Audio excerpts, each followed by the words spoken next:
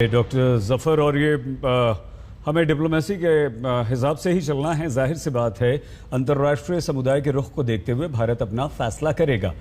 عبدالباسط جی آپ ایک farmer diplomat ہیں. ہم جتنے بھی پاکستان کے نیتاؤں سے بات کرتے ہیں، جتنے بھی پاکستان کے دوسرے ایکسپرٹ سے بات کرتے ہیں، وہ کھل کے آج تک کسی نے بھی یہ نہیں کہا کہ ہم طالبانیوں کی نندا کرتے ہیں یا طالبانیوں کو ہم ٹیررسٹ کہتے ہیں.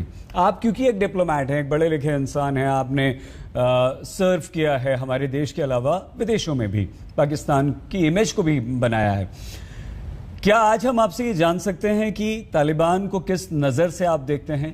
کیا آپ کو لگتا ہے کہ طالبان کے آنے سے ہمارے اس پورے انڈین سب کانٹیننٹ میں اور زیادہ ٹینشن ہوگا، اور زیادہ ٹیررزم بڑھے گا، اور پاکستان کا اس پر کیا ریاکشن، کیا رخ ہے؟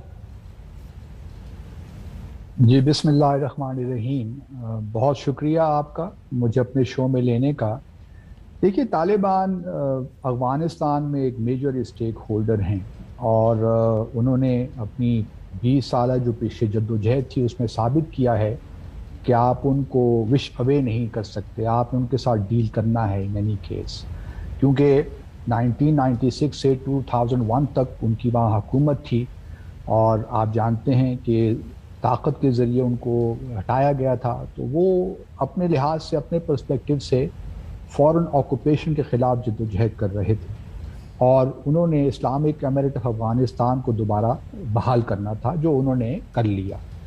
اب یہ بات میں ذاتی طور پہ یہ سمجھتا ہوں کہ افغانستان نے بہت مسائل جھیلے ہیں 79 کے بعد، بلکہ اس سے پہلے بھی جو سول وار وہاں پہ ہوتی رہی خلقی اور پرچمیز کے درمیان. پھر 79 میں سوویت یونین آ گیا، وہاں اس کی آکوپیشن ہوئی. اس کے بعد وہ نکلے تو پھر ویسٹ نے چھوڑ کے چلے گئے افغانستان کو. پاکستان میں 5 ملین افغان ریفیوجیز رہ گئے. تو یہ اس وقت کی کہانی ہے، اس کی لیگسیز ہیں جو آج ہم دیکھ رہے ہیں.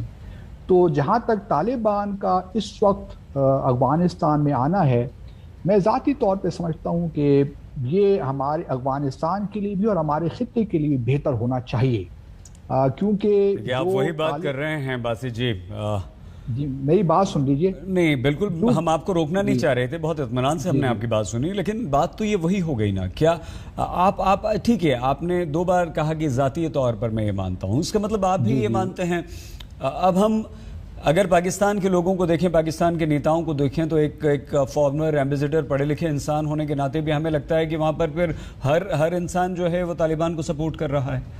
دیکھیے، بات یہ ہے کہ افغانستان طالبان کے ساتھ، جس میں ایک صاحب نے فرمایا 29 فروری 2020 کو امریکہ نے ایک ایگریمنٹ کیا، اور وہ ایگریمنٹ آپ کے سامنے ہونا چاہیے کہ اس میں کیا کیا لکھا ہوا ہے. امریکہ نے بنیادی طور پہ طالبان کو ٹریٹ کیا ایز گورنمنٹ ان ویٹنگ. وہ انہی سے یقین دہانیاں مانگتے رہے کہ آپ ٹیررزم کے خلاف افغانستان کو استعمال نہیں ہونے دیں گے. طالبان نے بھی جتنی بھی اسٹیٹمنٹس آئی ہیں 15 اگست کے بعد، آپ دیکھ لیجئے کہ طالبان نے برملا کہا ہے کہ وہ اپنی زمین کو دہشت گردی کے لیے استعمال نہیں ہونے دیں گے. اب بھارت کا مسئلہ یہ ہے کہ ہم آپ سے صرف یہ جاننا چاہتے ہیں باسط جی، صرف یہ جاننا چاہتے ہیں کہ کیا آپ طالبان کو ایک ٹیررسٹ آرگنائزیشن مانتے ہیں یا نہیں؟ نہیں، میں تو دیکھیے، اب جب دنیا نہیں مان رہی، دنیا ان کے ساتھ انگیج ہو رہی ہے. ہم نے تو کہا نا، ٹھیک ہے، دیکھیے انٹرنیشنل ڈپلومیسی الگ بات ہے سر، انٹرنیشنل ڈپلومیسی الگ بات ہے. دیکھیے قطر میں کیا ہو رہا ہے، وہاں جو بیٹھک ہو رہی ہے، ابھی ویٹ اینڈ واچ نا. ہمارے جو بی جے پی کے جو اسپوکس پرسن انہوں نے صاف کہا کہ ہماری گورنمنٹ